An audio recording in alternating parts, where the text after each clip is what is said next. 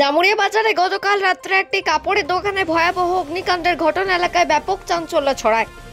গতকাল রাত 1টা নাগাদ জামুরিয়া বাজারের চন্দ্রাশী গ্রামে একটি কাপড়ের দোকানে 3 তলায় আগুন দেখতে পায় জামুরিয়া থানার পুলিশ ও দমকলে খবর দেয় স্থানীয়রা। ধীরে ধীরে আগুন দাবানলের আকার নেয়। ঘটনাস্থলে এসে পৌঁছায় পুলিশ এবং দমকল বাহিনী।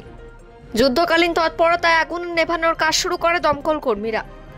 দমকলে 3টি ইঞ্জিন ঘটনাস্থলে পৌঁছে আগুন নেভাতে হিমশিম খেতে হয় তাদের। সকালে আগুন নিয়ন্ত্রণে আসে। সামনেই তার দোকানের প্রচুর পরিমাণে কাপড় জামা মজুদ ছিল।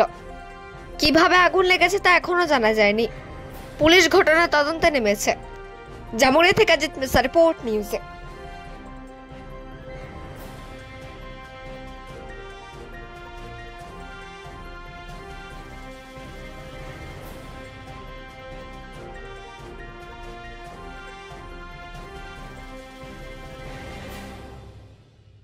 ঘটনা আমাদের এখানে একটা চন্দ্রশ্রী বলে কাপড় দোকান আছে, বড় কাপড় দোকান আছে। এখানে আগুন লেগে গেছে। মোটামুটি আপনি মেনে নেন 1টার সময় দিকে আগুন লেগেছে।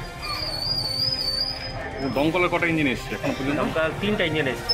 2টা আমাদের সরকারের আছে আর একটি আছে প্রাইভেট শ্যামসেল ওইখানে। এখন কি পরিস্থিতি রয়েছে এখন? কোন পরিস্থিতি মানে আন্ডার কন্ট্রোল তো হয় না, এখন মনে হচ্ছে কি একটু উপর হয়ে যাবে। মোটামুটি কত ঘন্টা পেরিয়ে গেল এখন? মোটামুটি 4 ঘন্টা তো হয়ে গেছে।